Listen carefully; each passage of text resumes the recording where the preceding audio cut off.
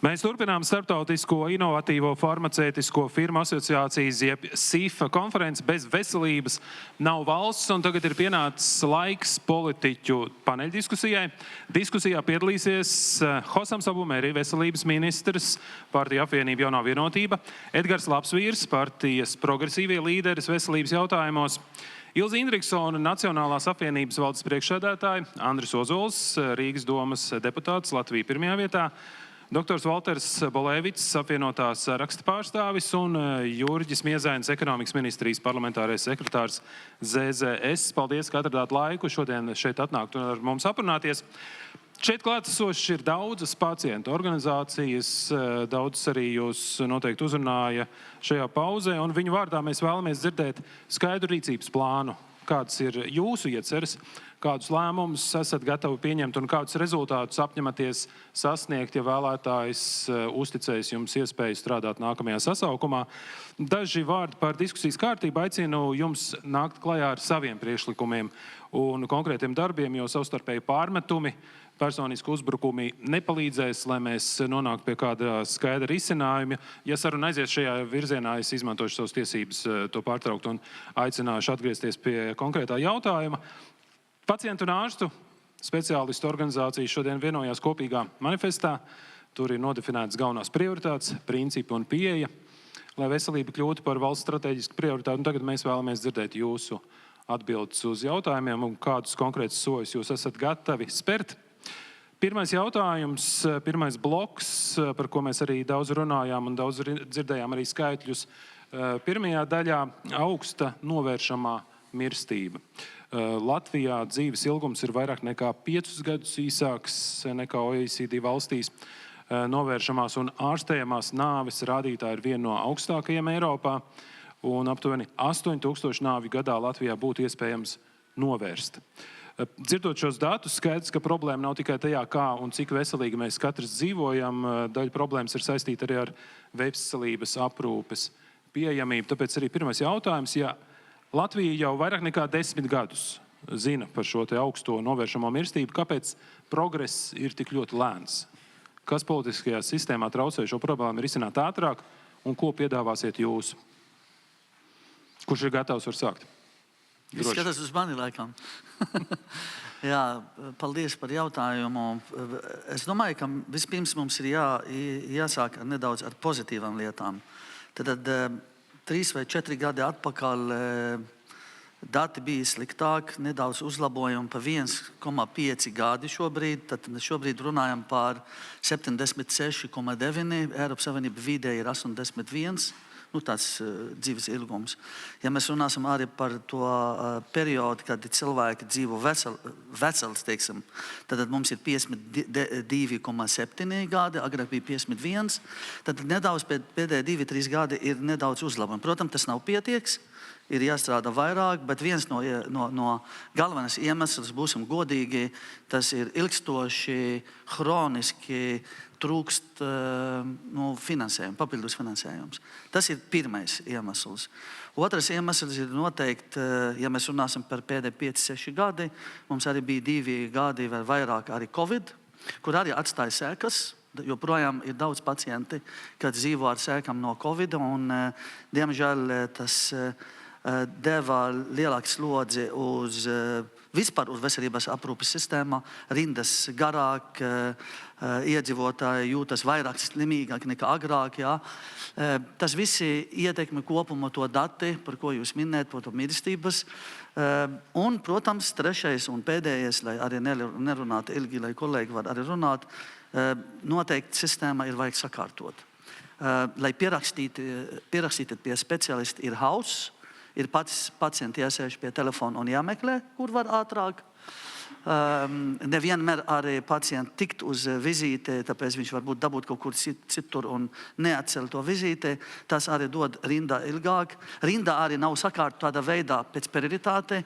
Mums ir tikai zalu koridori, kur tiešām ir strāda plus mīnus līdz 2 nedēļām, bet, piemēram, runāsim par novērošanā, runāsim par, piemēram, profilaksē, runāsim arī par, piemēram, pacientiem, kur jūtas slikti, ka viņi var netikt laicīgi, vai viņi arī brauc, protams, uz slimnīcu. Ja viņi negrib braukt uz slimnīcu, viņi gaida, kamēr tiks, un tad, protams, viņu situācija ir sliktināta. Ko tas nozīmē? Nozīmē, ka pa brīžiem ir pacienti, kas tikai, lai būtu pārliecināti, ka viņam nav vēzis, kamēr ir pacienti ir vēzis, un viņam vēl jāgaida mēnesis, 2, 3, un tas ir viņu situācija pasliktināt, viņu prognozi tik pasliktināt, un ja arī viņš saņem adekvāta ārstēšana, viņu dzīves ilguma varbūt arī mazāk, un rezultātā mēs zaudējam tie cilvēki, un tāpat arī zaudējam to cilvēki, kas ir aktīvi, strādā ekonomikā un var maksāt nodokļus un tā tālāk.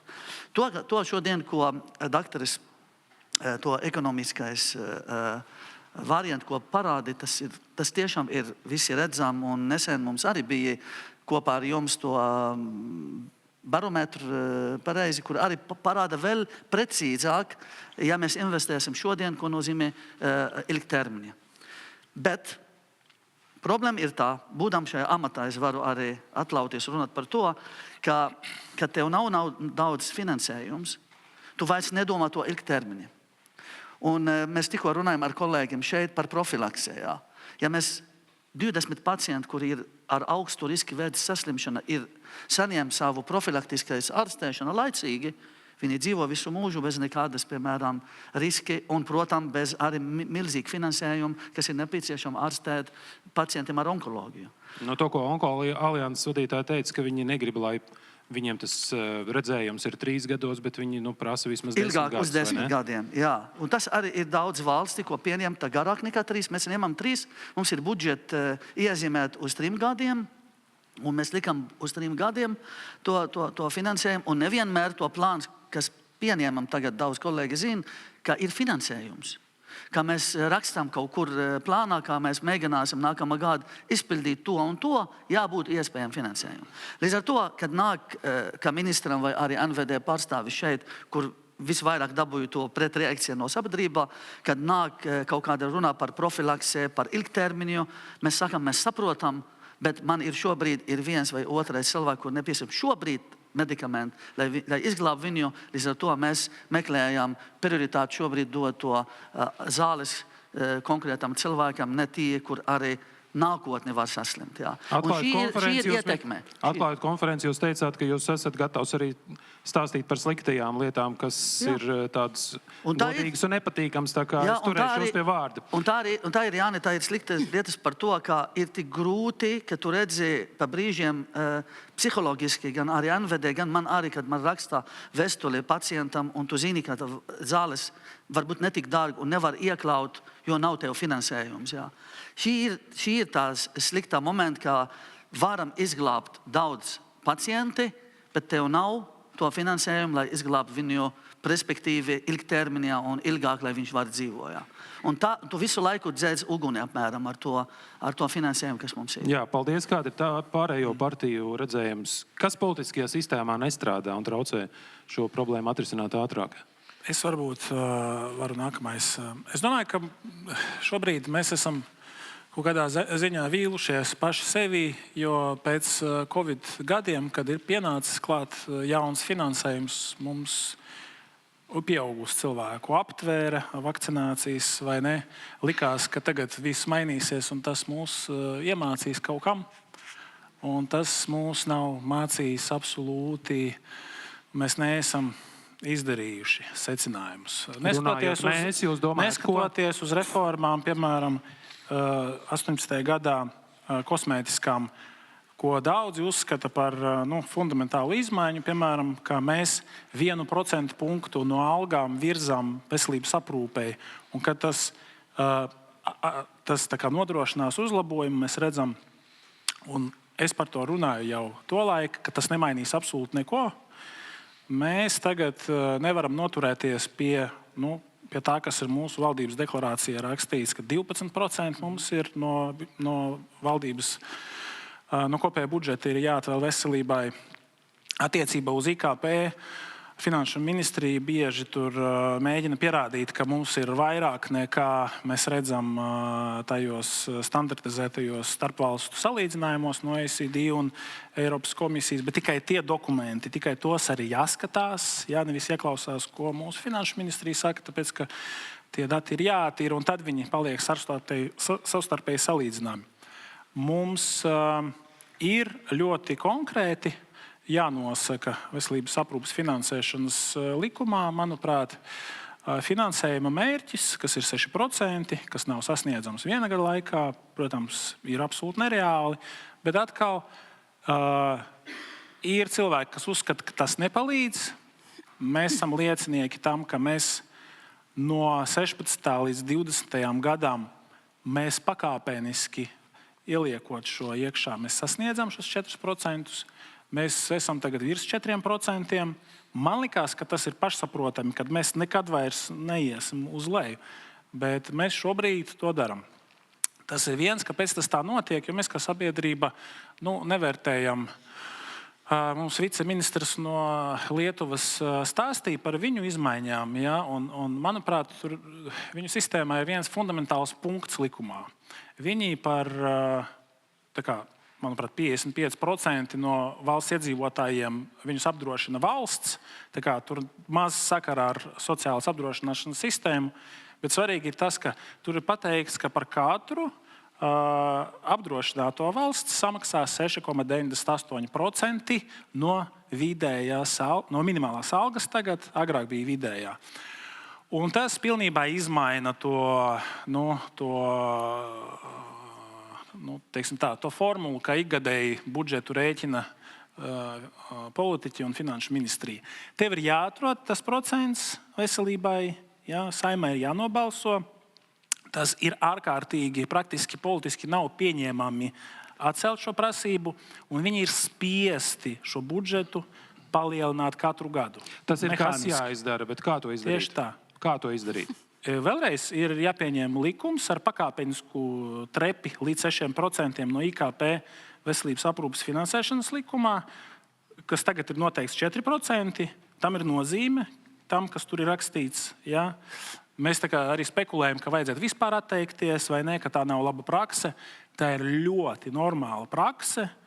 Vēlreiz Lietuvā, Igaunijā un arī citur lielākajā daļā valstu, Austrum Eiropā, kur ir sociālas apdrošināšanas sistēmas, svarīgākais nav tas, ka veselības aprūpe finansē no sots iemaksām. Svarīgākais ir tas, ka tā puse, ko nosēdz valsts, ir stingri noteikta caur formulu. Mums pie tā ir jānonāk. Jā, paldies. Vēl kādam idejas par šo, kāpēc mums tas nestrādā? Lai pozīcija izrunājās, viņi tagad stāsta. Es tomēr iemiksēt no Nomiksēt. Es gribu vienu ziloni uzrunāt istabā. Un Osamam ir krietni grūtāk. Ja ir revolucionārs piedāvājums, kur tad viņš vakar bija ar to revolucionāro piedāvājumu? Bet es gribu nozares burbulim, jo te tomēr nozare, kas stāv un krīt un tic nozīmīgumam, un ka tā ir investīcija, nevis tikai tēriņi. Un es, vērojot arī Arvila Ašerādena finanšu ministra ar atšķirīgām industrijām tiekoties šo apsolījumu, ka tajā brīdī aizmirstās ir tikai tāds spēcīgs PR, kad jeb sabiedriskās attiecības ar jums tiekoties, kā var nesolīt. Un tās klišejiskās tēzes, kas tikko izskanēja un droši vien vēl turpinās skanēt, viņas nesitamas. Mazāk naudas būtu pilnīgi neiedzīgi pateikt. Bet kāds būs jūsu piedāvājums? Jā, un tas, ko es gribu pateikt, ja nepārrauj, tad vēlreiz, jūs citu kopējie Latvijas iedzīvotāji, kas ir šie nodokļu maksātāji, arī klišejiska tēze, ja jūs parādat, ka tā nauda lielā mērā noslīkst vai aiziet neiedzībās, tad ir ļoti grūti aizstāvēt šo finansējumu. Un Olga brīnišķīgi savā pēdējā prezentācijā pateica, ka mēs gribam dzirdēt apsolījumu. Es ļoti šaubos, ka jūs gribat, jūs saņemsiet šo apsolījumu, bet naudu nesaņemsiet. Ne tajā apmērā, kā cerēts. Apsolījumu. Jūs taču redzējāt prezentāciju. Un? Ozolkungs, Latvija pirmajā vietā, kāds tas varētu būt jūsu piedāvājums? Tad uz laikās notiks paralēlas darbības, bet no sarunu vēršanas formāta ar industriju ir jābūt secīgai kārtībai. Teiksim, tagad pirmais jautājums bija, kā mēs mēs līdz mirstībai, kamēr mēs nepateiksim, kur ir ziemeļi un kur ir virziens, tikmēr nekas nenotiks. Un tā pirmā tagad lieta pasakiet, kur ir virziens un kur ir ziemeļi. sistēmiskas, ātras darbības, absolūti to neiedzību, kas ir acīm redzamas un ko Osams izceļ diezgan ātrā novēršanā. Es nesaprotu, kāpēc, piemēram, masveidā mūsu emigrācijas tautieši brauc un pa mūsu medicīnas sistēmas naudu dabūna kaut kādu aprūpi. Tur varbūt nozarei atšķirās viedokļi. Es drīkstu riskēt, esmu opozīcija. Bet tad principiāli atšķirīgā lieta ir, ka vairāk naudas dod tam, kurš to naudu spēja pierādīt, ka viņš viņu neizsaimniekos, ka tā ir investīcija. Ja jūs paskatāties to milzu atšķirību, kāds ir autoparks pie valsts un pašvaldības klīnikām, ārstiem un kāds ir netaisnīgs stāvoklis ar samaksu citam medicīnas personālam.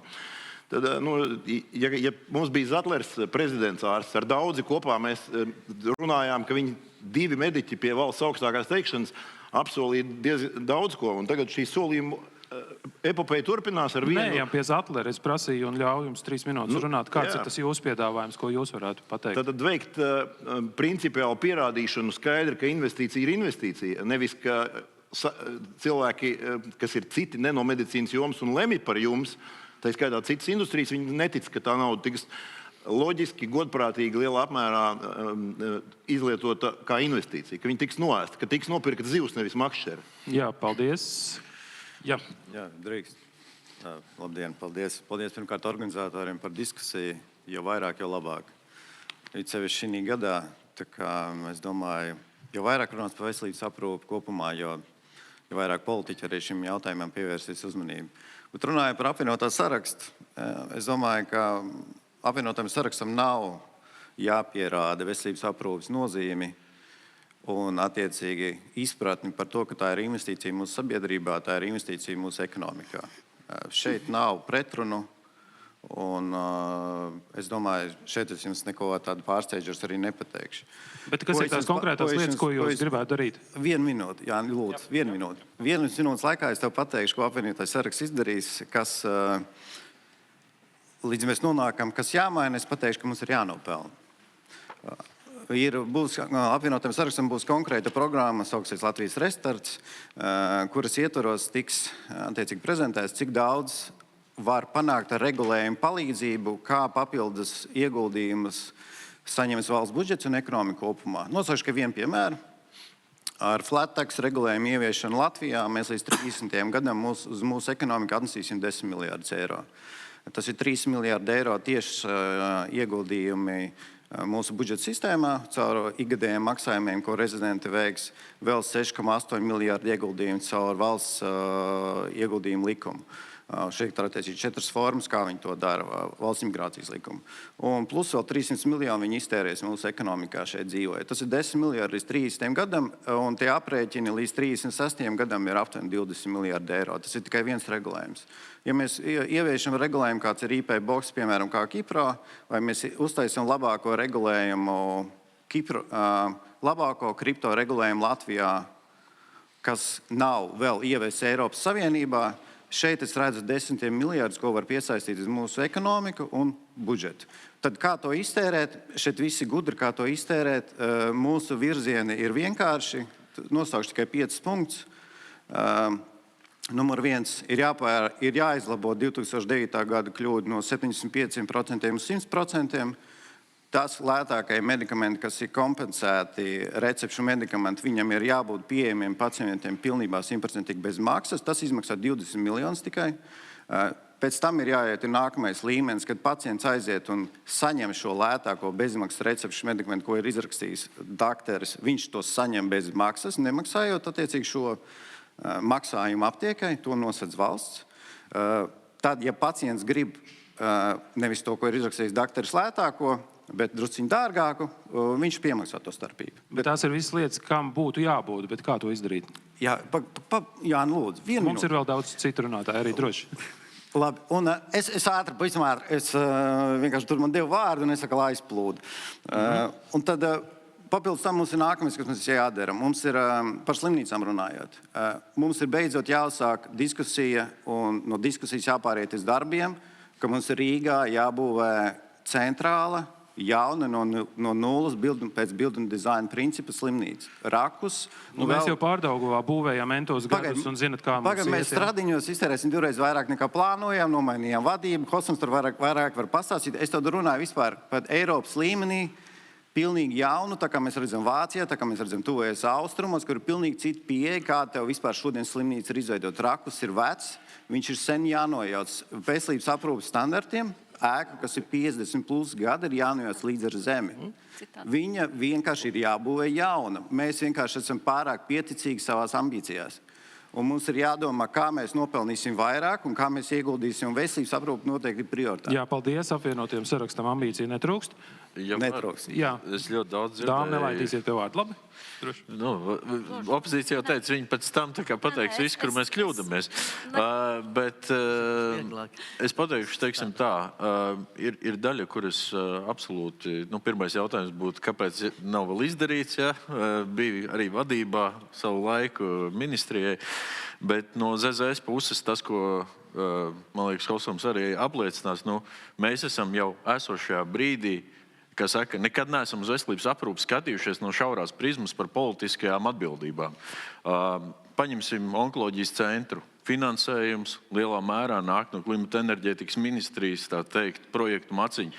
Jo mēs saprotam tieši tā jautājuma nozīmīgumu. Ja mums šie cilvēki Latvijā nebūs, tad mums jau nebūs vairāk kam būvēt kaut ko jaunu, tur enerģētikai vai vēl kaut ko. Pamat jautājums bija par to, kas politiskajā sistēmā traucē šo problēmu atrisināt, ka mums ir tik daudz novēršamo nāvju. Es arī līdz tam nonākšu. Un es vienkārši saku, pirmais uzdevums būtu tiešām tad arī, kā pret prioritāti mēs izturamies visi. Šobrīd mēs kā ZZS to esam darījuši. Mēs esam gan, kā saka, teikuši tās lietas, kur mēs nepiekrītam veselības ministrijai, uz viņu piedāvājumiem, gan arī raduši līdzekļus katrās budžeta sarunās iestājoties par tām lietām, attīstīt viņu, palielināt. Pirmais budžets 23. gads bija tieši palielinājuma budžets veselība kā prioritāte. To noteicām, atradām līdzekļus, saspiedāmies, ekonomikas ministrija arī saspiedās. Visi saspiedās, tāpēc, ka tā ir prioritāte. Tas būtu numur 1, tad tā arī ir jāveidot, teiksim, tā budžeta veidošana. Bet skaitlis, kā budžeta piešķirtais daudzums, ir izaicinājums viena iemesla dēļ - sistēmiskās lietas. Un tur es varbūt gribētu salīdzināt ar to lietu, ko mēs kā ekonomikas ministrija tagad ļoti intensīvi esam darījuši birokrātijas samazināšanā. Ir lietas... Pie birokrātijas mēs šobrīd par mirstību runājam. Precīzi. Pastāstīšu, kāpēc. Tāpēc, ka tā birokrātija ir laiks arī tam cilvēkam līdz tai ārstēšanai. Un ja mēs to neatrisinām, ir tagad tikko, man liekas, bija pasākumi, kas bija veikti, kas saistīti bija tieši ar pierakstīšanās procesiem, uzlabošanu. Tas ir tas laiks.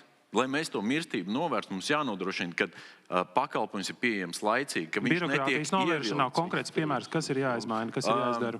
Šobrīd tas, ko es, piemēram, redzu tādā no ekonomikas ministrijas kurpēm, es absolūti redzu, ka tā ir zāļu reģistrācija, par ko arī runā ļoti daudz tieši medikamentu ražotāji. Jūsu mērķis no cik dienām uz cik dienām jūs to dabūsiet? Es arī teikšu, ka tam vajadzētu būt arī naudiskā izteiksmē vismaz konkrēt spējīgi ar Baltiju, jo šobrīd mums viņa viena no dārgākajām. Jautājums, kāpēc? Ir ļoti daudz šādas mazas nianses, kur sistēmiski pieejot, mazinot ilgumus, atrodot tos, kā saka, punktus, mēs varam dabūt ļoti lielu ietaupījumu dienas beigās. Un tad arī tie procentu pieaugumi reāli nonāks līdz pacientam. Jo savādāk tā situācija brīžiem liekas tāda, mēs esam piešķīruši papildus līdzekļus, bet mēs atkal esam pie tās pašas situācijas. Kāpēc vēl joprojām ir rindas? Kāpēc tas nav saīsinājies? Un bez sistēmiskas pieejas atrodot tās vietas, kur mēs varam saīsināt laikus, saīsināt periodus, padarīt arī, piemēram, pavisam 2 skaitļi. Medikamentu ražošanas eksports Latvijai ir 600+ miljoni. Medicīnas pakalpojumu eksports Latvijā bija 7 vai 9 miljoni. Tas nozīmē, ka mums arī ir potenciāls tur, bet tikai tajās sadaļās, kur mums nav pārslodze Latvijā. Jo pretējā gadījumā, ja mēs, piemēram, arī šo domāšanu neattīstīsim, mēs nonāksim pie situācijas, kas notiek jau šobrīd, tiek aicināts, piemēram, samazināt pakalpojumu skaitu reģionālajās slimnīcās. Nu, mēs to Līdz nedrīkstam reģioniem mēs darīt. tūlīt nonāksim, Mēs jā. to vienkārši Jā. nedrīkstam darīt. Mums tad ir jāizdomā veids, kā mūsu tām slimnīcām, kā mūsu gan valsts, gan privātajiem spēlētājiem pelnīt. Kā viņi var, teiksim tā, to klientu paņemt no ārpus tajā vietā, kur viņam ir dīkstāvi. Lai nebūtu tas, kad arguments atnākot, pasakot, attiecīgā nodaļā ir bijuši 4 pacienti, tāpēc viņi jāslāc ciet. Nē, viņi nav jāslāc ciet. Jāizdomā, kā mēs ar to pelnām. Jā, paldies. Līdz šim mēs esam dzirdējuši visu, kas ir jādara, bet kā ir jādara, tad švakāk tā iespēja noformulēt. Indriksons kundze, no jūsu pozīcijām, kas varētu būt tas, kā mēs varētu novērst to, lai šie cilvēki, kurus var izglābt, ka viņi izdzīvo? Sākuma jautājums bija, kas traucē, varētu teikt, politiskajai, kā saka, videi un arī faktiski izlēmībai kaut ko mainīt. Es domāju, ka traucē tieši tas, ka nav spējuši vienoties par to, ka investīcijas veselībā ir investīcijas, nevis tēriņi. Un es teikšu tā, globāli es saku tā, ja finanšu ministrija turpina vadīt valsti, tad mums ir vēl aizvien ļoti slikti un būs slikti. Tas tā globāli par valdības darbu un par to, kā notiek darbs valdībā. Bet tieši par veselības dzirdu dažādu šeit priekšlikumus vai to, ko varam izdarīt, nevaram. Prieks par progresīviem, kas pēc 3 gadiem saka, ka viņi gan visu varētu izdarīt, bet viņi ir koalīcijā šobrīd. Slavēšu ministru, kurš centās un darīja, bet sadarbība ar nozari bija droši vien dažāda un kā kurā nozarē un ir lietas, kas ir izdarīts, bet manuprāt, tur ir 2 daļas. Naudas ir par maz. To mēs visi redzam, zinām, saprotam. Kopumā mums valstī budžetā naudas ir vēl mazāk nekā kaimiņu valstīm. Ja mēs sakam procentu no IKP, tad IKP mums ir mazāks, uz vienu iedzīvotāju tas ir mazāks. Piekrītu sadaļai, ka jādomā, kā nopelnīt, bet tas nav šodienas jautājums. Runājot par veselības aprūpu un šo novēršamo mirstību, es domāju, tur ir 2 ļoti svarīgi svaru kausi. Viens svaru kauss ir finansējums. Es uzskatu, ka šobrīd ir ļoti daudz iespēju mazināt šķēršļus, kas faktiski liedz piekļūt kvalitatīvai medicīnai un medikamentiem cilvēkiem, kas atšķirās pēc, kā teica, nianses, pēc ģenētikas diagnozes vai pēc tā, ka viņš ir 1. līnijā vai 2. līnijā, vai viņam kaut kas ne tā atšķirās. Ka viņš nesaņem ārstēšanu visefektīvākajā brīdī, un valsts pēc tam ilgtermiņā pārmaksā. Varētu teikt, tas ir tas stāsts par pieejamību. Tātad jānoņem šķēršļi, ka birokrātiskie nosacījumi neļauj piekļūt. Ārsts pieņem lēmumu. Neteikšu, ka viens koncīlijs vai kā, bet lielāka uzticēšanās ārstējušiem ārstiem. Nevis mums reglaments nosaka, ko var dabūt, kuru medikamentu, kur nevar. Otrs, tas, ka mums ir ļoti daudz izvērtētu medikamentu, bet nav iekļauts sarakstā. Es apzinos, kāpēc. Tāpēc, ka tikko viņus iekļaus, tā visi viņus gribēs. Naudas nav.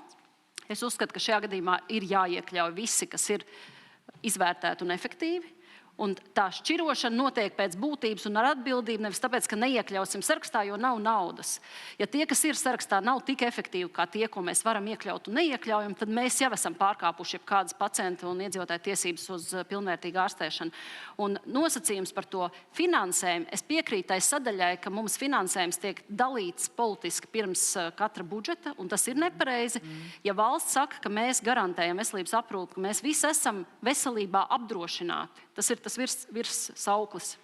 Tad valstī ir jāstrādā kā apdrošinātājam. Jāmācās šoreiz no privātā sektora, jāvērtē procesu efektivitāte, caurspīdība. Es varu teikt, ka šobrīd nav skaidrības vēl aizvien, cik kurš reizes ir saņēmis kādu diagnostiku, kādas izmeklējumus, kādu ārstniecību.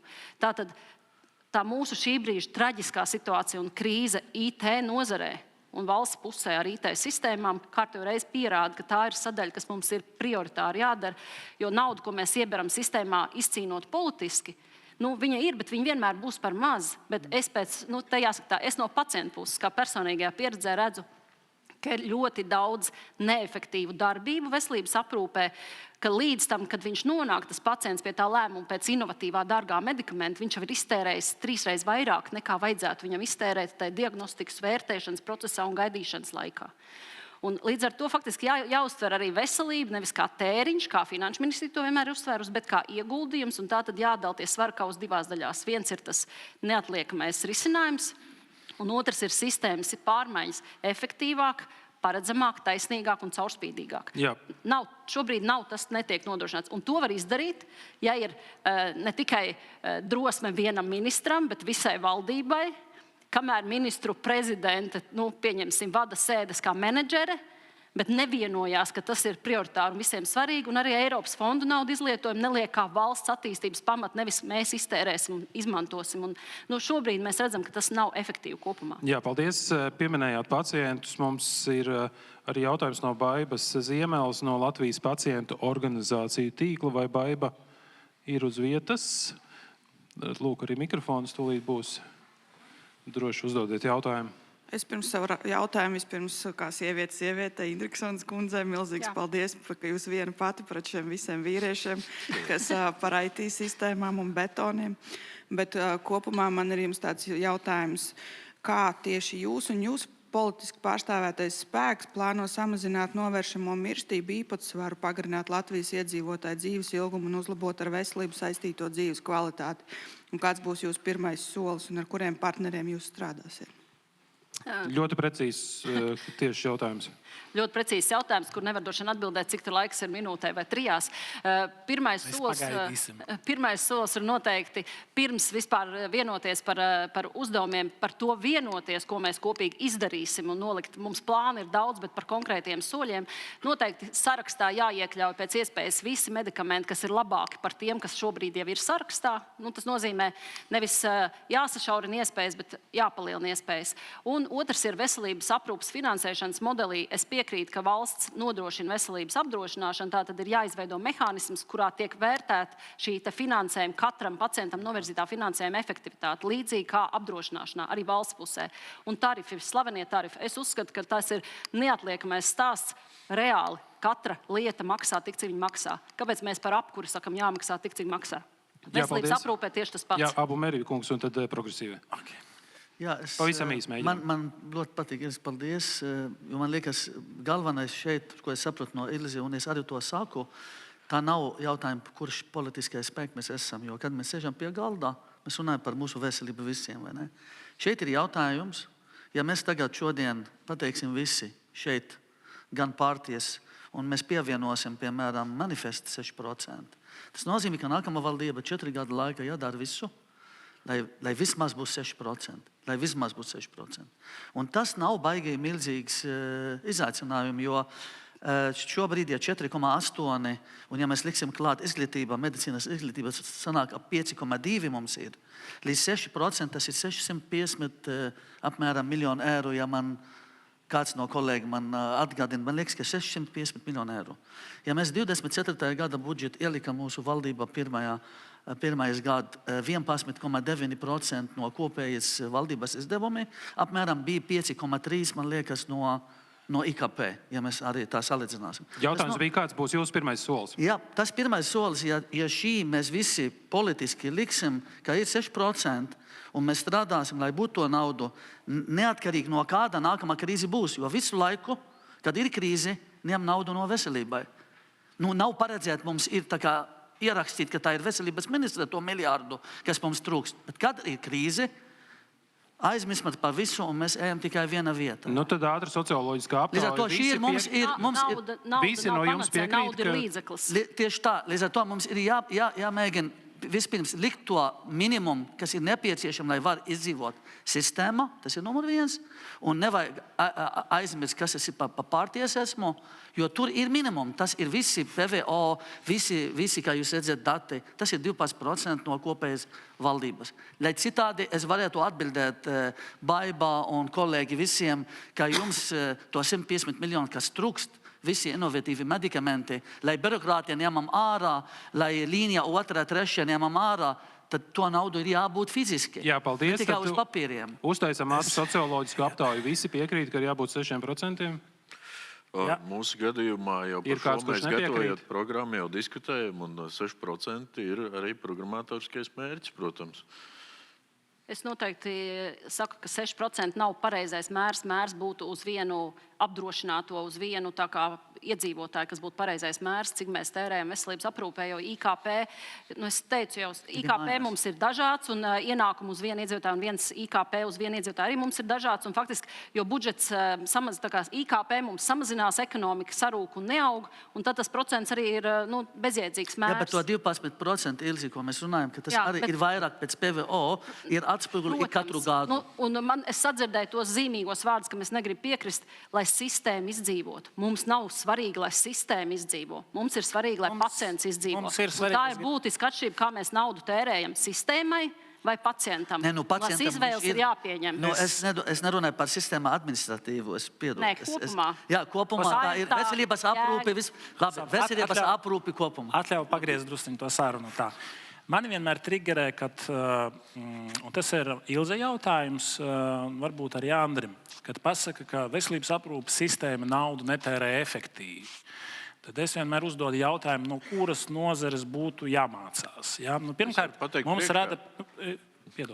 mums rada prezentāciju, kur ir skaidri redzams, un tas ir normāli, jebkurai lielai sistēmai, tā vienmēr par naudu iedoto rezultātu, par kuru tu samaksā. Deviāciju praktiski nav, izņemot Vāciju, piemēram, kur ir ļoti milzīga farmaceitiskā industrija, un tur arī tas ir iekļauts un tā tālāk. Bet no kuras nozares ir jāmācās, vai ne, Latvijā, kur lietas notiek efektīvāk nekā veselības aprūpe, kāpēc veselības aprūpe un kāpēc mēs arī tie, kas tajā strādā, tik vienkārši to pieļaujam, ka jūs tur esat neefektīvi un tā tālāk. Nē, tas ir bullshits. Nav nekādas īpašas neefektivitātes veselības aprūpē Latvijā. Tas ir redzams ļoti skaidri gan OECD, gan citos datos, un lūdzu pierādiet to, runājiet konkrēti.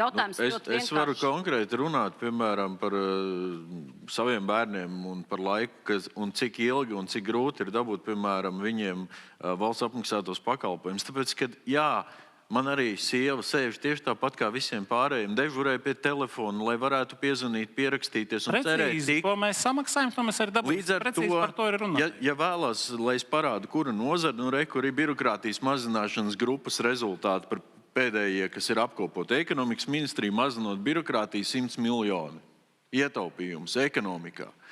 Lūdzu, veselības ministrija nav maz tik slikti, 56 000. Bet jebkurā no virzieniem, ja mēs pieejam arī iekšēji ar tādu mērķi, visi mēs ejam, atrisinam, teiksim, tās neefektivitātes, atrodam, kā mēs varam tērēt mazāk, kā mēs varam pātrināt procesus, tas viss ir izdarāms. Protams, ir iebildumi, un, protams, arī katru dienu man zvana pašvaldības būvvaldes, vēl kaut kas, jo jā, kaut kas jauns, bet mums ir jāsāk domāt citādāk. Tāpēc, ka tas ir darīts kaut kādus 30 gadus tā, kā tas ir darīts, tas nenozīmē, ka tas ir labākais risinājums. Pats uzprasījāties, man stāstīja no iekšienes cilvēki, kas bija klāt pēdējā šajā sanāksmē. Un tur bija stāsts par to, ka tajā brīdī, kad cilvēks iet kārtot invaliditāti, viņam pie lodziņa varētu cilvēks pajautāt, vai jums ir nepieciešama šī te uzlīme, ko ieliek automašīnai logā. Labklājības ministrija 30 minūtes mēģināja stāstīt, kāpēc šo nevajag mainīt, un cilvēkam ir jāiet to kārtot uz CSDD. Vispār labklājības ministrija, man liekas, ka nav birokrātijas atmešanas darba grupā kā loceklis. Tā kā es domāju, kurā brīdī tas ir bijis runāts. Bet šajā gadījumā, šajā birokrātijas atmešanas grupā, tika konstatēts tas, ka tiešām ir jāizsargā divas iestādes, lai saņemtu šo apliecību, un tas nav pareizi. Un tieši tāpēc es saku, tajā brīdī, kad mēs konstatējam šādas neefektivitātes, tad, kad tu viņus aizvirzi pie tiem, kuriem mēs sakam, vienojieties un izdomājiet, kā ir labāk, tieši tādas arī tās diskusijas ir. Mēs virzam, piemēram, šobrīd tirdzniecību vai atvieglojumus, kur pamata iebildumi ir, mēs nesaprotam, kā tas strādās, jo mēs esam 30 gadus darījuši tā, kā bija. Drīkst atbildēt? Jā, droši. Jūs tikko nokritizējat labklājības resoru, kurām indeksējas budžets ļoti skaisti. Neviens nekad nespriež par to, ka viņi tur ir efektīvi vai neefektīvi. Es atbildēšu par nozari. mēs sajaucam kopā, tāpēc, ka juridiski paradoxāli viņam uzdeva jautājumu, viņš pilnīgi pa visu parunāja, tikai nekāda sakara. Paņēma ēteru laiku un nevienu vārdu par uzdoto jautājumu, pateica, es tūlīt atbildēšu un pasāstīju, cik ģimenei iet grūti. Nu, jums pirmajā reizē arī tā sanāca, bet es varu atbildēt par nozari. Medicīnas joma, jo mēs jaucam kopā nabadzību, spēju samaksāt ar kvalitāti. Paņemat, jo ja jūs salīdzināt ar citām tautsaimniecības nozarēm, ja, kur ir jēgpilna laba saimniekošana, tad privātajā medicīnā ir vienkārši super saimniekošana, ļoti efektīva. Paņemat Gulbi laboratoriju, paņemat orto, paņemat Gāmora klīnikām, veselības centrs 4. Tiek sajaukta tagad arī sarunā kopā nespēja nodrošināt taisnīgu spēju samaksāt pacientam ar kaut kādu nozares sistēmu. Nozare ir kārtībā. Ļoti laba izglītība, nav kārtībā, spēja norēķināties. Tieši tik vienkārši. Nav jāmeklē citu nozari. Jā, bet nozarei arī pietrūkst cilvēki. Nē, bet arī to, tu teici, ka vajag eksportēt to, kur ir sastrēgu, kur pašiem nevajag. Tieši otrādi, privāti eksportēt, ko grib. Jauni neies mācīties tajās nozareis, ja tu viņiem nepateiks, ka tur varam noilustrēt daudz konkrētāk. Juri, tev ir talants par citām lietām parunāt. Tagad bišķiņ ievelkam elpu. Ozola kungs, tad kāds būtu jums LPV piedāvājums konkrēts? Jautājums bija par nozari tikko. Tad piedāvājums kam? Piedāvājums tam, kādā veidā mēs varam medicīnai pieejamu finansējumu. Es pilnībā piekrītu Ilzei par to, ka mēs absolūti nepareizi rēķinam ērti pret Eiropas klišejām, pret IKP. Es vienā īsu piemēru. Mums Latvijas valsts budžets, tā ir nauda, kas tev ir tērēšanai, ir daudz mazāka pret IKP nekā citās valstīs. Tad mēs tērējam budžetu, nevis IKP. Tas attiec uz NATO un uz citu. Es īsti paskaidrošu. Mēs par veselību. Ja jūs tik daudz prasat par IKP, tad laikam gaisā virmo neizpratne. Jo zinātnieki arī prasa, kur ir tie mūsu 2% zinātnieki. Budžets, jeb kopējais naudas maciņš ir vienkārši daudz plānāks. Mums ir apmēram trešdaļa tikai budžets. Ja būtu procenti pret budžetu, tas, ko cits nozares tērēs, tad būtu taisnīga saruna. Cik iztērēsim bruņojumam, cik iztērēsim medicīnai. Jūs rēķināt pret kaut kādu uzskaitītu naudu, kur Latvija nopelna budžetā ļoti mazu daļu un ir nabadzīga. Mums nav tādas naudas. Un es domāju, jūs neredzēsiet kā savas ausis šos sasolītos skaitļus. Ja šī ir sacensība, kur smukāk apsolīt uz brīdi nozari apšakarēt līdz vēlēšanām, tad brīnišķīgi, bingo, tad jūs ļoti labi vedat šo sarunu. Paldies. Labs vīrs. Jā. Kāds Nē, var mērīt arī pret budžetu. Tas, ko mēs ierakstījām mūsu valdības deklarācijā, 12%, ja, Igauniem tie 15, virs par 15%. Vienalga, kā to rēķināt. Mēs tīri politiski izvēlamies vienu vai otru skaitli. No IKP ir, daudziem patīk runāt par izkārtnēm, ka mums nepareizi saucās tur Nacionālās veselības dienests vai tur sistēma nepareizi saucās. Reāli tas ir prioritāšu noteikšana un arī pēc tam balsošana par tām prioritātēm, nekas cits. Un, protams, arī pašai nozarei ir ko darīt. Skaidrs, ka es nesaku, ka viss notiek optimāli. Es tikai saku, ka viss notiek pilnīgi tāpat, kā jebkurā citā nozare Latvijā. Bet par aizsardzību izdevās vienoties. Kāpēc ir grūti vienoties par šo veselības jomu? Tāpēc, ka aizsardzībai tika noteikta par politisko prioritāti un cik vajag naudas iebalsot, to iebalsot. Tas notika Covid laikā ar veselības nozari. Tas notiek vienmēr, kad vienkārši sabiedrības vērtības tiek atspoguļotas budžetā, kas arī jāizdara. Bet es ko gribēju papildināt, protams, ka arī nozarei pašai ir jādara. Ir gudrāk jātērē arī tā nauda, kas ir šobrīd likuma projekts, ir progresīvie to atbalsta par Nacionālā veselības dienesta reformu. Tās ir jāvirz uz priekšu. Tas ļautu mums netērēt gada beigās to naudu bezjēdzīgi. Pārdalīt. No tā sen būtu jāatsakās. Un tā nav Nacionālā veselības dienesta vai veselības ministrijas vaina. Tas ir likums, tas ir atkal gan finanšu ministrijas, gan valdības kopumā griba kontrolēt šo katru soli, vai ne? Un nedeleģēšana. Un, protams, tur ir zināmi... labi, tad likums. Otrs ir jābūt konkurencei godīgai arī starp tehnoloģijām. Piemēram, medikamentu. Veselības nozare ir ļoti reta nozare, kur var salīdzināt vienu intervenciju ar citu. Medikamentu vienai diagnozē ar citu pēc izmaksu efektivitātes. Mums ir 80 medikamenti, kas ir izmaksu efektīvi. Kāds ir pamatojums, kāds tur sakars ar ārstu mašīnām un tā tālāk, ja mēs runājam ļoti konkrēti, caurspīdīgi par ļoti konkrētu medikamentu apmaksu. Kas mums traucē finansēt tās lietas, kuram atdeve ir pilnīgi acimredzama? Kāpēc mēs nenovērtējām to, kad sakam, ka nav progresa? Protams, progress ir milzīgs. Bērni ir piedzimuši, tāpēc, ka 18. gadā mēģiniet noformulēt to savu domu. Bija iekļauta medicīniskā apaugļošana grozā.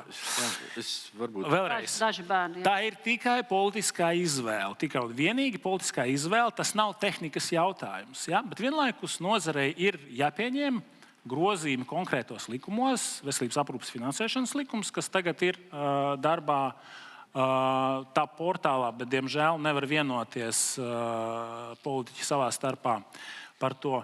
Un jāuzlabo veselības tehnoloģiju novērtēšanas process. Lai nav tā, ka, piemēram, slimnīcas var autonomi lemt, kādas tehnoloģijas viņas sāks lietot, kādas nesāks lietot, bet savukārt, piemēram, inovatīvo medikamentu jomu mēs pakārtojam ļoti skaidram, un es atļaušos apgalvot ļoti efektīvām kopumā mehānismam, kā mēs prioritizējam atbilstoši finansējumu. Jā, paldies. Es vēl gribēju arī, varbūt, Ozola kungs, kā Rīgas domas pārstāvis, es varētu pateikt arī priekšā, ko varētu vēl izdarīt, teiksim, Rīgā.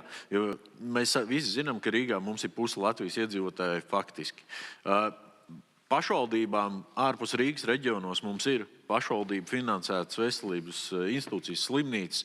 Savukārt Rīga šobrīd ir tā, ka paļaujās lielā mērā arī uz šīm universitātes slimnīcām un kaut kā brīžiem arī aizmirst padomāt par to, ka ir arī šīs pašvaldības slimnīcas, kuras arī būtu jāstiprina.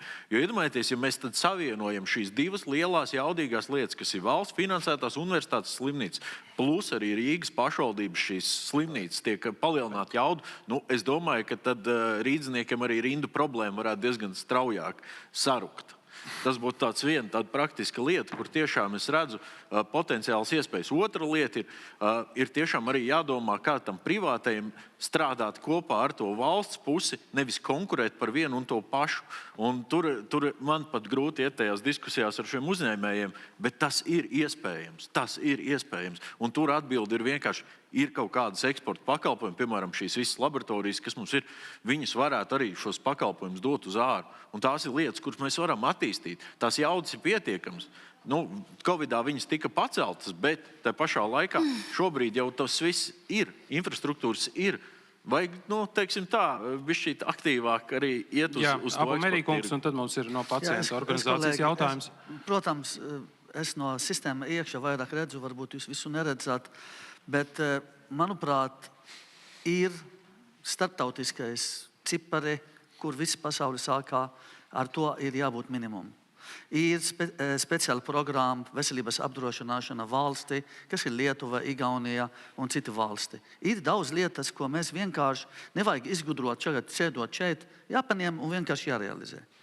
Līdz ar to 12% no valsts, es jau piekrītu, IKP 6% vai 5% var mainīt, bet 12% no valdības izdevumiem ir tā būtiski.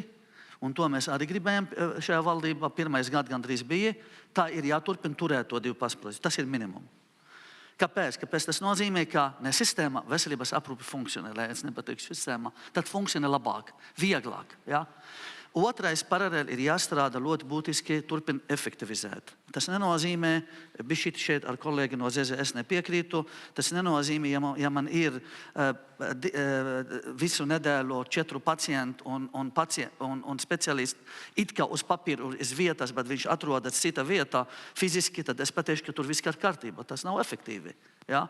Līdz ar to ir jāefektivizē sistēma, un tu mums ir valsts kontrole, mums ir NVD darbi. Nav jāpaņem, varbūt, ka valsts kontrole audit apmēram griez pa kreisi, pa labi, bet jāanalizē katrā slimnīcā atsevišķi. To mēs darām. Mēs šobrīd par slimnīcu tīklu, piemēram, reorganizējam, runājam par katru slimnīcu atsevišķi, redzam, kā lai būtu kvalitatīvs pakalpojums. Un trešais, pēdējais, lai šī jautājuma nebūtu šeit un mums, mēs sākam to digitalizāciju. Jo vairāk mēs digitalizēsim, jo mazāk birokrātija, jo vieglāk visi, gan pacientam, gan arī.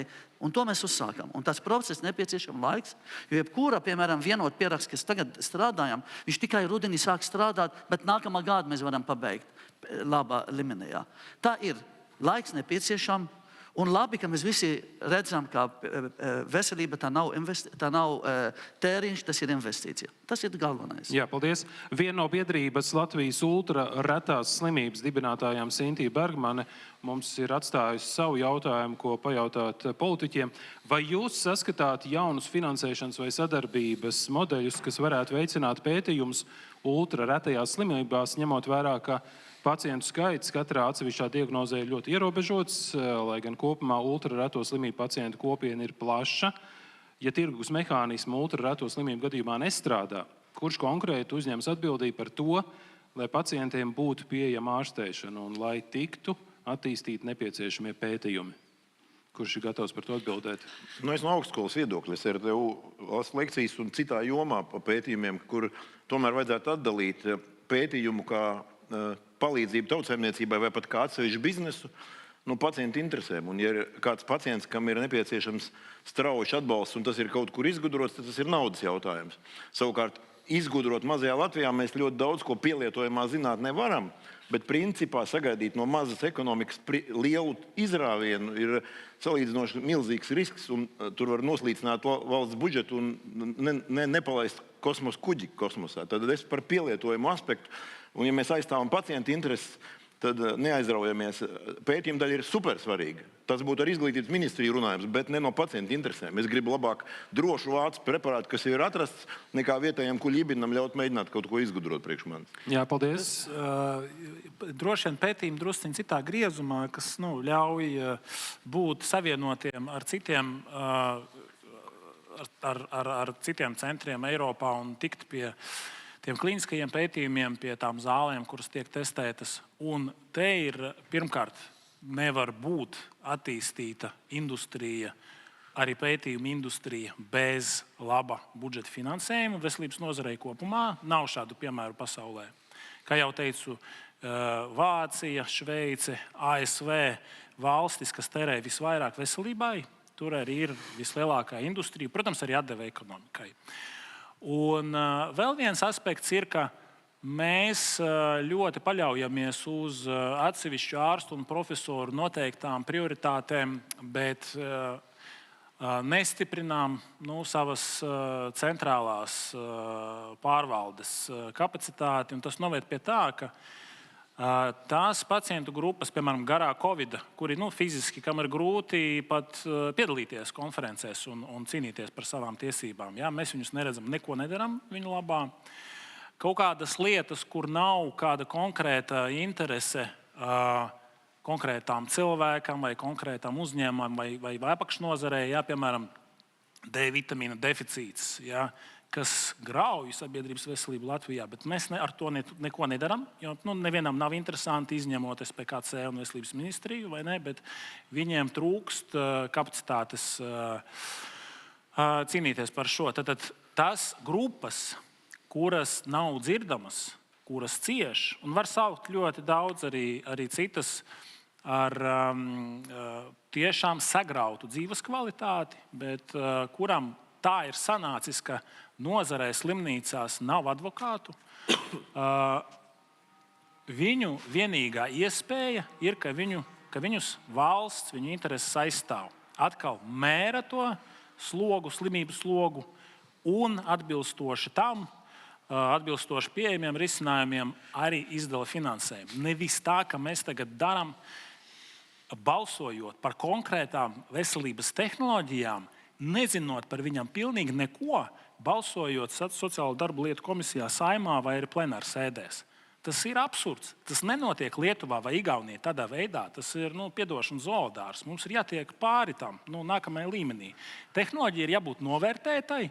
Tehnoloģiju var salīdzināt vienu ar otru starp diagnozēm, kā jau teicu, starp pacientu grupām un par lietām, kas ir reģionāla vienlīdzība starp pacientu grupām un tā tālāk par to, parūpēsies tikai un vienīgi valsts. Un valsts vārdā Nacionālās veselības dienas un veselības ministrija. Jā, paldies, Indriksons kundze. Jā, man komentārs tieši par reto slimību pētniecību. Noteikti Latvija ir tik maz valsts ar maz iedzīvotājiem, ka mēs lielus resursus paši kaut ieguldot nesasniegsim tos rezultātus, bet šeit, es domāju, ir izšķiroši tieši sadarbība. Starptautiskā sadarbība mums ir daudz citās jomās, unikāli pētījumi un sadarbības projekti ar lielvalstīm. Es domāju, biomedicīnu vispār mūsu zinātnieku potenciāls šajā sadaļā un arī precīzijas medicīnas attīstībā ir ļoti liels un tajā ir jāiegulda, bet es piekrītu tai sadaļā, ka valstī ir jāatbild tikpat uz, varētu teikt, populārām, vainām, slimībām, diagnozēm, cik par šīm retajām slimībām, bet noteikti mūsu ne budžets, ne iespējas nebūs tādā līmenī, lai mēs konkurētu ar starptautiskiem, lieliem pētniecības uzņēmumiem un atklātu labākas metodas nekā viņi, bet noteikti pastāvīgā sadarbībā nodrošināt pieejamību arī reto slimību pacientiem. Tā ir tā valsts puses atbildība un uzdevums. Varētu teikt, vērtējot katru cilvēku. Tie skaitļi, ko mēs redzējām arī, prezentācijās, 8000 nāvju un pretī 12,000 bērni, kas mums piedzimst. Saprotiet, tie ir uz rokām saskaitām. Tas tāpat kā es teiktu, jebkurā nozarē, tie ir redzami. Tā ir viena mazpilsēta faktiski tikai. Līdz ar to es domāju, ka prioritātes ir jānosprauž ļoti skaidri. Prioritāte tādā šīs dienas, varētu teikt, konferences kontekstā ir tie 12,000 bērni, vēl lemsim klāt jaunieši, kuru veselībai ir jābūt zem lupas katram individam, lai mēs panāktu, ka viņi izaug veseli, stipri un spēj pēc tam dot pienesumu, lai uzturētu to daļu, kas šobrīd ir vidējā vecumā, un otra daļa noteikti prioritātēs ir šīs riski iegūt invaliditāti un nāves riski, kas ir arī jādara ātri un efektīvi un nevar lemt 6 vai 8 gadu garumā. Lēmumi ir jāpieņem ātri, un es domāju, tā lemtspēja un risku uzņemšanās un netaustīšanās un nedomāšana 3 gadu garumā, diemžēl, tas, manuprāt, ir izšķiroši nākamajā politiskajā periodā. Tos lēmumus pieņemt ātri, nevis visu sagraut ātri, bet lēmumus pieņemt un vienoties par to, kas ir jāizdara kurā brīdī. Mums nav laika gaidīt. Mēs tieši varam turpināt par modernas ārstēšanas pieejamību, jo Eiropā šī medicīna attīstās ļoti strauji, jaunstarpības parādās, ir īpaši onkoloģijā, retajās un hroniskajās slimībās, un dati rāda to pašu. Rietuma Eiropas valstīs pacientiem pieejam vairāk nekā 70% no jaunajiem Eiropā reģistrētajiem medikamentiem, Vācijā pat 90%. Latvijā tikai aptuveni 18%. Citās Eiropas valstīs jau sen atzīst, ka optimāla medikamentu terapija ir viens no efektīvākajiem veidiem, kā panākt šo novēršamās mirstības samazinājumu. Jautājums Latvijā šī inovatīvo medikamentu pieejamība prasa aptuveni 2 gadus, savukārt Vācijā tās ir 128 dienas, lai gan reģistrācija notiek pietiekami ātri, medikamenti un pacienti, kam tos vajag, paliek rindā gaidīt, kamēr tiek piešķirts šis finansējums, par ko mēs arī runājam reizēm gadiem ilgi. Kādai jābūt valsts stratēģijai, kā pātrināt šo jauno medikamentu ieviešanu? Ko jūs ieteiktu darīt, lai Latvija varētu pātrināt šo jauno terapiju un zāļu nonākšanu pie pacientiem? Tā kā es laikam šo tematu iesāku, paldies arī tiem, kas no nozares acīm redzot ir atbildējuši precīzi par termiņiem, ar ko mēs atšķiramies. Un tas lielākais valsts izaicinājums, tas, ka mēs tiešām esam salīdzinoši neliela valsts, līdz ar to tām lielajām kompānijām nepārāk interesanti kā tirgus. Mums viņi jāmotivē caur to izmaksu un laika prizmu, lai viņi šeit nāk un reģistrē tos medikamentus pie mums. Tas, kas ir vienkārši, atvaino, bet tur tiešām jāpieķerās ar tādu zināmu stingru roku un jāpaskatās, kur mēs iespējams varam nevis likt maksājumu, bet vienmēr nodotēt. Jo pretējā gadījumā mēs vienkārši tos jaunos medikamentus nedabūsim iekšā uz reģistrāciju. Viņi neizvēlēsies te būt. Mums viņi stāvēs kā nereģistrēti ar 4 koncīlijiem. Mēs dažiem pacientiem viņus varēsim dabūt. Kur mēs esam jau labojam daudz. Tā kā šīs lietas vienkārši viņas ir ļoti, ļoti aktuāls tieši tajā inovatīvo sadaļā. Un tas tieši tāpat kā jebkur cita prioritāte, pārskatām vienkārši cenrāžus laikus un skaitu. Bet kādā veidā nonākt no šīm 600 dienām uz 128, piemēram, kas ir Vācija?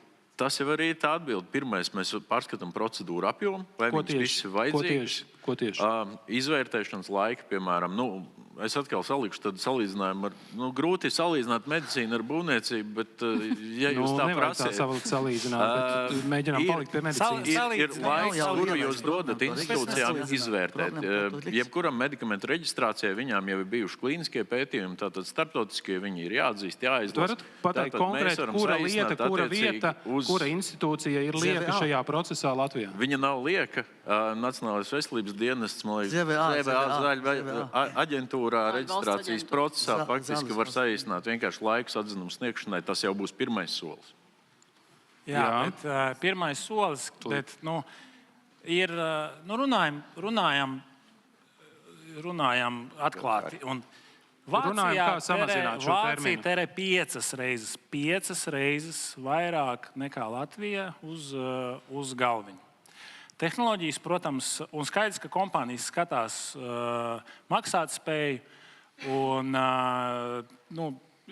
tās izmaksas mums ir lētākas kompensācijas mehānismā nekā Vācijā. Zinat, par ko mēs šeit runājam? Mēs runājam, piedošana, par to situāciju, ka un jūs nenonāksiet... Atļausiet pabeigt, jo tā lieta ir tāda, cilvēki, kuriem ir nauda, piemēram, kuriem ir vēzis, viņi paņem to savu radinieku un aizved uz Vāciju, jo tur ir šīs tehnoloģijas, ir zāles, kuras nav Latvijā. Es pats personīgi zinu šos cilvēkus, ka viņi tā dara, tāpēc, ka viņiem ir nauda. Tie, kuriem nav naudas, viņi paliek šeit Latvijā, varbūt kaut kur reģionā, ka viņi līdz Rīgai netiek. Tā ir tā lieta, par ko mēs runājam. Jā, man ir piemērs. Tieši tā. Un viņiem nav jāatbild, ka jāsamazina reģistrācijas maksājums un ar to tiks palīdzēts. Jo tie ir meli. Tas nepalīdzēs.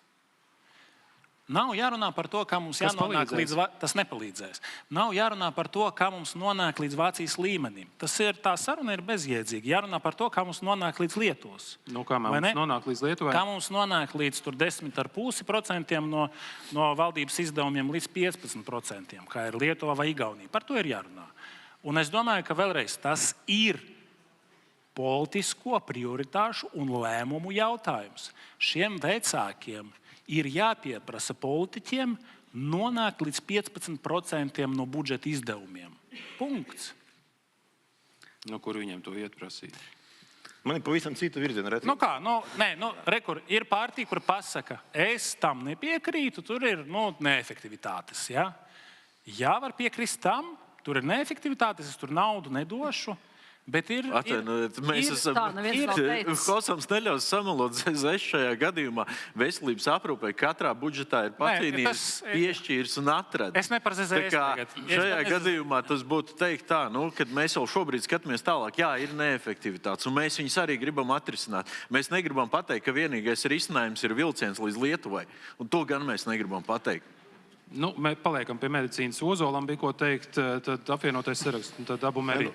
Vēlreiz, ja uzdevums ir kaut ko, kas ir izgudrots un aprobēts un certificēts, ir labs, ir tiražējams ar mērāmu kvalitāti, tad viens no pamatprincipiem, kas vispār es brīnos, ka tas nav tagad pateikts, ir atzīt, Vācija, piemēram, CSDD tā dara. Ja ir kaut kādas retas mašīnas, kas Latvijā nekad nav ievestas, jūs domājat, ka CSDD mēģinās te pusgadu kaut ko paši spētīt, mērīt un izsvērt, viņi paļaujās uz starptautiskas laboratorijas atzinumu, ir saraksts ar šīm certificētajām laboratorijām, un viņi pārnes viņu uz Latvijas likumdošanu. Tas notiek vienā dienā. Protams, inovatīviem medikamentiem tas notiek pilnīgi tāpat. Bet kāda jēga? Mēs tad ir Bayern kaut ko izstrādājis, un mums te vietēji uzvilks brilles un pētīs, vai tas atbilst, un pusgadu certificēs. For real, jā? Mums ir 80 medikamenti, kas ir atzīti, novērtēti. Jāieliek sarakstā. Tas ir viss. Par inovāciju pieejamību. Tur vienkārši atbildi. 150 miljoni nākamajā gada budžetā. Tās ir tā summa, kas šobrīd gaida tiem medikamentiem, kas jau ir izvērtēti un atzīti par izmaksu efektīviem. 150 miljoni. Par tiem 18%, ko jūs minējāt, tie 18% arī nav pieejami visiem pacientiem, kas gribētu. Šeit ir nosacījumi no Nacionālā veselības dienesta puses, jo Nacionālā veselības dienestiem vienkārši nav naudas tos pašus medikamentus, kas ir tie 18% visiem garantēti. Mēs varam šeit runāt par efektivitātēm, vēl vajag ZVA, nevajag. Par ZVA runājot, es varu vispār ielikt tādu ideju. Man nav īsti saprotams, kāpēc nacionālā līmenī katrā Eiropas Savienības valstī vajag vēl atsevišķu zāļu reģistrācijas institūciju kā tādu. Piemēram, Šveicē, Bāzelē vai Amerikā vai kaut kur Nīderlandē ir izgudrots, patentēts, zinātnieki to izgudrojuši, atzinuši, ka tas ir efektīvs. Tad vēl viņš ir jāreģistrē Latvijā, par to visu ir jāmaksā. Tas viss ir jāuztur, un tad vēl jāgaida viss tas periods, lai viņu atzītu Latvijā kā labu esošu. Tad jūs ieteikums aģentūru likvidēt?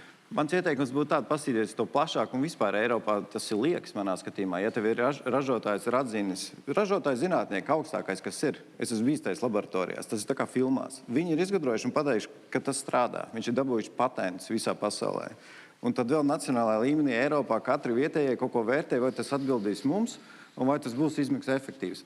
Kaut kas tur nav pareizi. Un tad kā nonākt pie tās situācijas, lai nav šī te absurdā, nevis absurdā, bet kliedzošā nevienlīdzība, ka tiem, kuriem ir nauda, viņi var izdzīvot, jo viņi var tikt pie tām zālēm, kas ir citās valstīs. Jā. Tiem, kuriem naudas nav, viņi paliek Latvijā un nomirst. Tā tas ir. Latvijā nevienlīdzība. Tā tas ir, bet ko mēs varam darīt? Ko jūs varat piedāvāt, lai tā nebūtu? Nevienlīdzība milzīga problēma Latvijā. Ir sevišķi veselības aprūpē. To mums parādīja šodien visi dati, un bez papildus finansējuma nav nekādas citas zāles. Finansējuma nepietiekamīga veselības aprūpē ir vienkārši milzīga. Tā, Abumērī kungs ilgi gaidīja. Jā, gaidīja. kolēģi, es domāju, ka mēs tagad atstājam lielu problēmu un runājam, ka tur stūrīti vajadzētu remontēt. Piemēram, jā. Tagad ZVA ir vainīga. Nav tā, kolēģi. Problēma, ja būtu naudu ir, tad visi ieliek sarakstā. Un tā reģistrācija būs arī ātrāk nekā 2 gadi.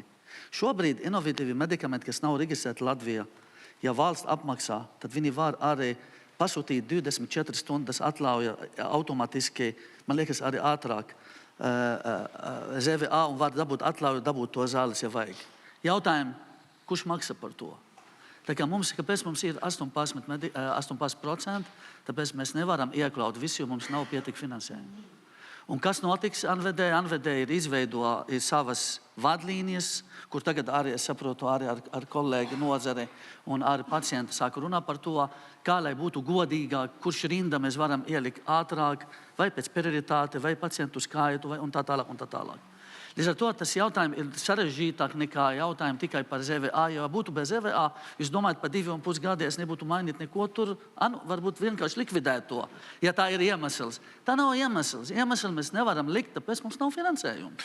Es nevēlējos tev, kā saka, pārmest par to, ka... Es saprotu, es nerunāju par pārmest. Šobrīd mums vēl ir, kā saka, arī laiks to spēt izdarīt, un es esmu pilnīgi atvērts, kā saka, no veselības ministrijas vai ZVA, lai nāk uz birokrātijas mazināšanas grupu ar priekšlikumiem.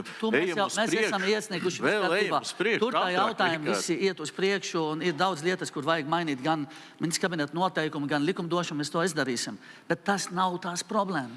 Mēs visi sit pie tā, ka mums trūkst finansējumu, līdz ar to tas ir viens. Otrais, pa brīžiem arī, laikam, nozari zina, ja mums ir, piemēram, 2 pacienti Latvijā, tad, protams, tā cenas parasti ir citādāk nekā, piemēram, to pacientu, kas ir 100 Polijā.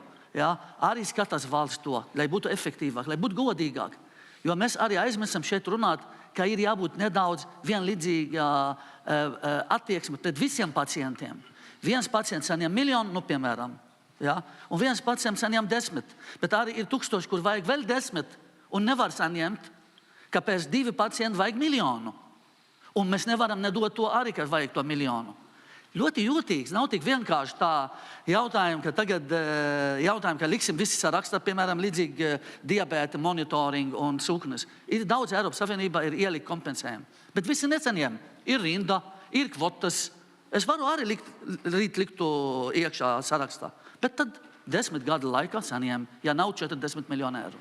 Ko es gribēju pateikt? Runāsim atklāti. Pārmaiņas pēc lūkšu ļoti konkrēti un precīzi atbildēt, ko valsts var darīt lietas labā, lai modernie medikamenti nebūtu tikai turīgo privilēģiju un iespēju. Kā jūs rīkosieties, ja tiksies ievēlēti, lai šo mainītu? Sākam no šī gala. Lūgums precīzi konkrēti atbildi. Šajā gadījumā es jau teicu, tas programmatiskais mērķis ir palielināt finansējumu. ar nosacījumu, ka mēs vēl to sistēmu padarām efektīvu. Jo tad arī, pat ja ir tas kaut kādā, es piekrītu arī, ka 6% Latvijai, 6% Vācijai pilnīgi citas summas, Protams. bet tai pašā laikā vismaz tad mēs varam radīt to iespēju. Un nevis, kā Hosams teica, kad ir formāli sarakstā, bet rinda ir viens cilvēks gadā, jo tas jau arī nerisinās to situāciju. Lai viņi arī risinātos, tad mums ir vienkārši jāatrod maksimāli efektīvākais. Mēs spēsim atrast, palīdzēt tik daudz, cik mēs varēsim, un tā summa, tie 650 miljonu papildinājums, viņš jau būs diezgan, pamatīgs apjoms, lai lielāko vairumu problēmu mēs novērstu. Tad pārfrāzēšu jautājumu. Ja pacientam Latvijā ir slimība, kurai citā Eiropas valstī jau ir moderna terapija, bet Latvijā tā nav pieejama, ko šim pacientam darīt? Šobrīd? Šobrīd Hosams teica, ka 24 stundu laikā var dabūt medikamentus, laikam pēc konsīlija atzinumu un vairāk ārstu lēmumu. Es teicu, ka var atļauju dabūt jebkura nereģistrētu medikamentu Latvijā vajag. Jautājumu, kurš maksā par to?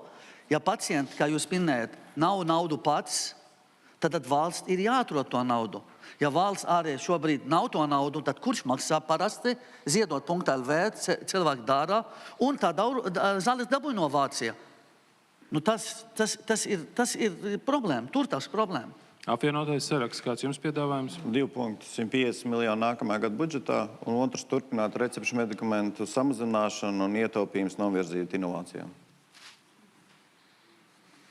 Jūs visi sakat par tiem 150 miljoniem, tad būs viss šokolādē. 150 miljoni nav nekāda šokolāde, 150 miljoni uz šo brīdi tikai tie, kas ir izvērtēti un ierindoti NVD gaidīšanas sarakstā, kam ir klāt, kur ir medikaments izvērtēts, ka viņš ir efektīvs un kur ir pacienti.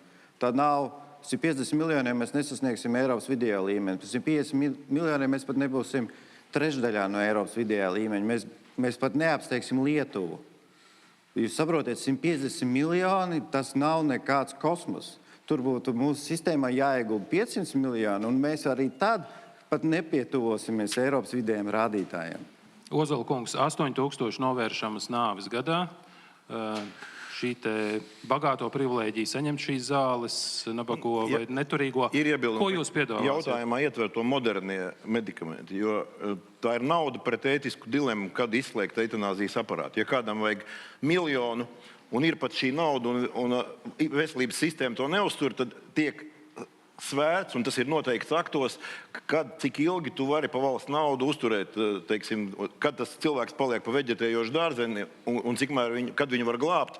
Līdz ar to šeit nav pareizi modernie. Vienkārši, kāds ir naudas ieguldītās vienā pacientā, samērs pret zaudējumiem citiem pacientiem, kur mēs šo naudu nevarēsim citiem piešķirt. Tad pirmkārt vairāk naudas, tur es nesacentīšos ar deklarācijā 150 miljoni, vēlreiz trešo reizi pārdots. Bet vēl ārpus tā es neredzu jēgu izvirzīt modernie medikamenti. Jebkura, tad var vien specifiski kardiomedikamenti. Kas tas tāds pa jautājumu? Kāpēc modernie medikamenti? Inovatīvie tiem, kuriem patentu periods, kad ir izgudrot, runājot. Es zinu, kas tas ir. Es vienkārši tev saku, par tiem ir runa. Bet nav nozīmes viņus atdalīt pēc domu gājienu pret pārējiem. Tad tā ir nauda par pieejamību. Un nauda par pieejamību nav svarīgi, ka tie ir modernie vai inovatīvie. Indriksons kundze, kā jūs rīkosieties, ja tiksiet ievēlēti, lai šo mainītu, lai tā nebūtu bagāto privilēģiju?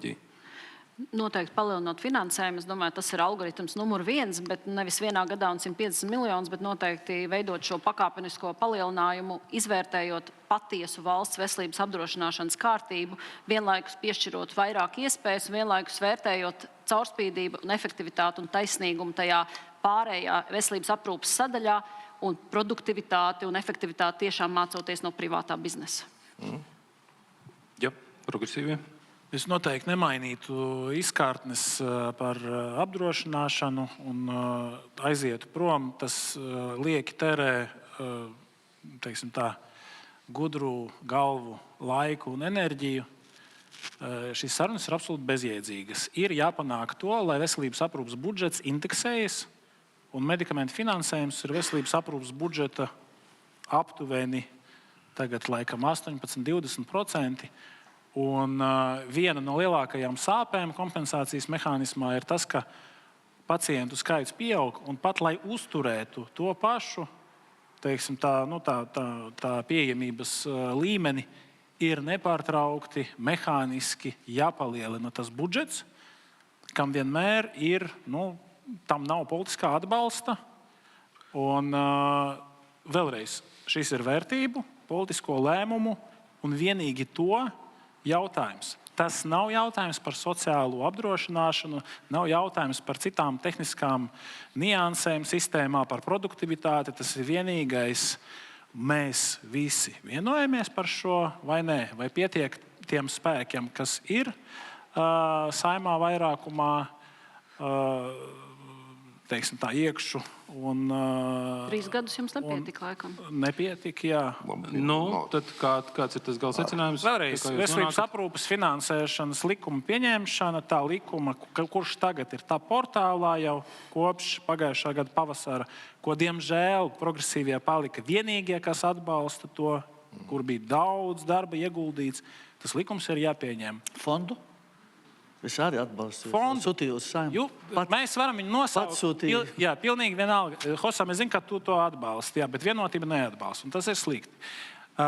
Viņi var nosaukt jebkā. Protams, var nosaukt par fondu. Zināmam rebrandingam arī ir kāda jēga. Tas par to jautājumu mēs runāsim vēlāk vai vēl beidzam tagad? Tas ir absolūti. Mēs pamazām velkam uz beigām. Es domāju, ka pēc Edgars sāk runāt par to, man arī daudz par šito runāt. Daudz nevajag. Par veselības aprūpes finansējumu, bet es domāju, ka būsim godīgi jautājumi par mīlestības, par pieejamības. Tātad gan Ilzi runāja pareizi, gan es domāju, ka visi šeit par šito runājam. Tātad stabili prognozējam finansējums, regulārs, tas ir obligāti.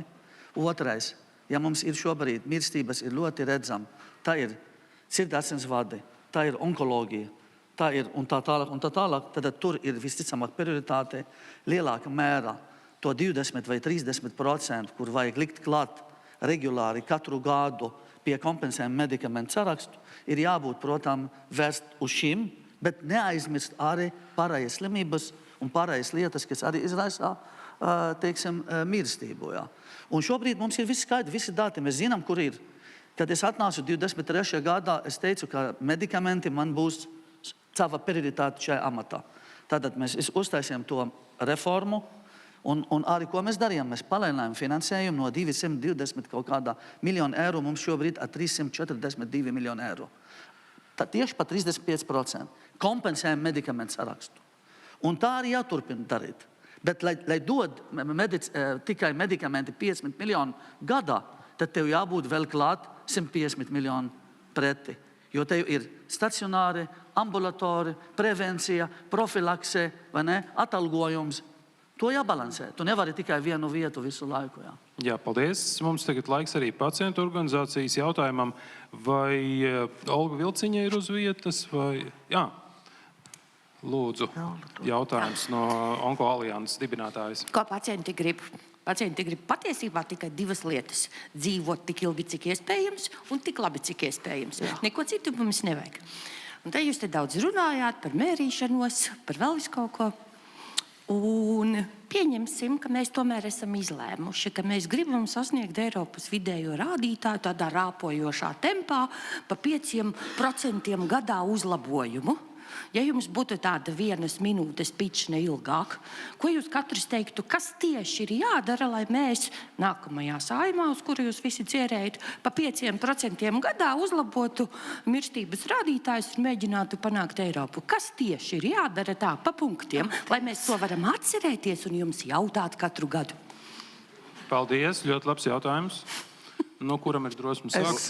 Es dzirdēju daļēji no tā jautājuma, bet šeit stūrīte. 5% no kā? Uzlabojumu. Samazināsim mirstību pa 5% gadā? Tas ir skaidrs. Novēršamo mirstību. Novēršamo mirstību. Līdz ar to tas ir daudz plašāk nekā tikai medikamentiem. Jo medikamenti tas ir tikai, ja es likšu nākamā gada, piemēram, 3 jauni medikamenti, protams, es sargāju daži 100 cilvēku. Bet tas ir jautājumi arī par profilaksi un skrīningu un pieejamības pie samazināt rindas. Jā. Tāpēc es tikko minēju, man liekas, Olga ļoti skaidri, ka tas ne tikai jāinvestē tikai medikamentiem tīri, tas ir paralēli. Mēs šeit nerunājam par cilvēku resursu trūkums, kolēģi, kas ir vislielākā problēma, kas ietekmē rindā un pieejamība, piemēram, reģionālas slimnīcas un tā tālāk. Tāpēc es uzskatu, kā es minēju, tur jāiet paralēli vairāki darbi, paralēli katru gadu. Olga, Tad lūdzu rezultātu nosaukt dod. vairākus punktus, lai viņai būtu ko atcerēties pēc gada diviem.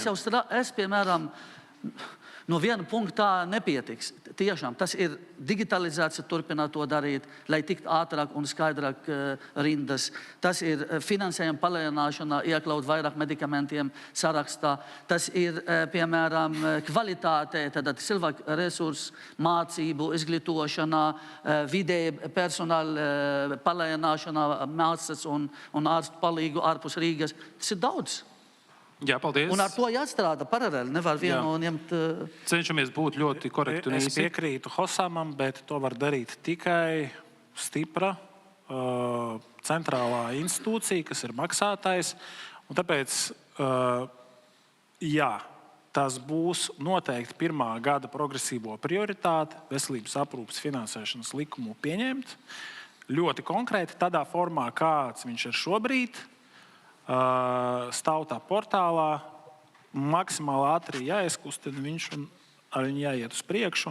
Tas tiešām man grūti pielasīt vārdus. Man tiešām nesanāk jau kādus 3 vai 4 gadus dažādās auditorijās, bet es pats ticu tam, ka tas ir absolūti fundamentāli grozījumi un tas pilnībā izmaina iekšsistēmas, tos motīvus un to lēmumu pieņemšanas loģiku. Jā, paldies. Jā, Konkrētību lūdzam. Jā, tad izskan ļoti daudz, un es saprotu, ka laiks ir ierobežots. Es teiktu tā, ka neatkarīgi no tā, kurā brīdī kurš saņem to ziņu, ka ir problēmas ar veselību un ir apdraudēta viņa dzīvība, viņam ir jābūt ļoti skaidram algoritmam, kur viņš iet, kad viņš saņem atbalstu un kad viņu nokonsultē.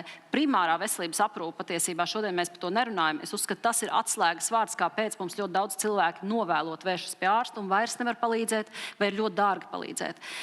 Ģimenes ārstu institūcijai ir jāmainās līdzi ne tikai laikam, bet arī tehnoloģijām, arī digitalizācijai un vienveidīgiem algoritmiem, lai arī ģimenes ārsts, kam nav pieredze ar konkrēto diagnozi vai pacientu, mums ir mākslīgā intelekta risinājumi, digitālie risinājumi, ka viņam ir faktiski priekšā jau receptes, un viņš var ieliekot savu informāciju, saņemt virzienu, kur doties, ja viņš pats nepieņem lēmumu, kur viņu tālāk to pacientu virzīt. Es domāju, ka tas ir atslēgas jautājums, ierobežot resursus, ierobežot personālu arī gadījumā, jo, diemžēl, ģimenes ārsti noveco, un es domāju, tā būs primārā problēma, kas mūs sasniegs tuvākajos 5 gados, un tad tā zāļu pieejamība jau būs tikai nākamais solis. Tur arī finansējums vajag, visu vajag darīt, bet primārās veselības aprūpes steidzīga nodrošināšana ar atbilstošu kvalitāti, tas, man liekas, ir primārais, lai vispār mēs neiegrim tajā bedrē vēl dziļāk. Jā, paldies. Ozolkungs, jūs konkrētās lietas. Man patika, ka Osams apkopoja par novēršamo, viņš ir nozares speciālists, es gribu par novēršamās mirstības principiāliem uzlabojumiem. Man personīgi šķiet, ka ir strauji iespējami uzlabojumi tieši neatliekamajā rīcībā, tajā, kas ir ātrums pret ilgumu. Un tas ir tas, ko var visātrāk izdarīt pret profilaks. Man tas šodien tieši emocionāli skar. Man mammai 83 gadi, viņa aizveda vakar ar 2 ātrām palīdzībām, jau vajadzēja nonest no 5. stāva, un viņai līdz kaut kādiem 11. dienā neviens tur pat neko nepasaka. Viņa neko nezina, telefons izlādējies, nav drēbes līdz tur viss. Es negribu. Un tad jūs man stāstat pa augstām matērijām, kā jūs visu uzlabosiet, un te ir kaut kas absolūti saprotams un sakārtojams īstermiņā. Un tā ir daļa no novēršamās mirstības. Ceru, ka manā gadījumā tā arī būs novēršamā mirstība. Jā, paldies. Bulevičs kungs. Jā, es teiktu vienā teikumā, ka pieejamības uzlabošana diagnostikai, pakalpojumiem un, protams, medikamentiem zem pieejamības, tas ir liels investīcijas. Un papildus tam ir mūsu elementāri tik daudz, cik mēs paši kā cilvēki varam darīt savā dzīvesveidā, savās izvēlēs, mazāk nervozēt, vairāk priecāties par dzīvi. Ārā saulains laiks. Nepareizā profesija. Jā, cīnīski, bet cik tam katram ir atlicis, jā? Laika priecāties. Nav vairs ūdeni, ko uzdzert uz Miezaņkungs. Jā, tā atbilde laikam ir viena universālā patiesība, ko parāda īstenībā visi tie pētījumi, jo augstāks labklājības līmenis, jo mazāk ir šī novēršamā mirstība. Un tā arī ir jābūt kā prioritātei, jo tieši tur mēs arī paņemsim to finansējumu, lai palielinātu arī izdevumu sadaļās priekšveselības aprūpes. Tā kā pamatrisinājums mums ir fundamentāli, tā skaitā arī veselības nozarei, ir jāpiedalās ekonomiskās izaugsmes kāpināšanā. Tādēļ ļoti, ļoti ceru, ka mums arī pakalpojumu eksporti tur, kur mēs to varam, palielināsies. Mēs norunājam vairāk kā stundu un secinājums ietilpināms vienā teikumā - vajag vairāk naudas. Pie šiem jautājumiem mēs aicināsim jūs atgriezties atkārtot tieši pirms vēlēšanām septembrī, sarunā vai varbūt pat debatēs par jūsu pārstāvēto politisko spēku piedāvājumu šajā veselības nozarē, vai visi no jūsu pārstāvētām partijām ir gatavs tādā arī septembrī piedalīties? Piekrīt, ja? Tagad tiekamies septembrī. Meklējam, kur atrast vairāk naudas. Liels paldies visiem, kuri piedalījās šodien šajā diskusijā. Hosams Abumeri, veselības ministrs, partija apvienība Jaunā vienotība, Edgars Lapsvīrs, partijas progresīvie līderis veselības jautājumos, Ilze Indriksona, Nacionālās apvienības valdes priekšsēdētāji, Andris Ozols, Rīgas domas deputāts, Latvija pirmajā vietā, doktors Valters Bolēvičs, apvienotā saraksta pārstāvs un Jurģis Miezainis, ekonomikas ministrijas parlamentārais sekretārs ZZS. Paldies visiem diskusijas dalībniekiem, paldies visiem, kur skatījās arī tieši saistē. Tiekamies nākamreiz. Visu labu, jauku dienu! Paldies!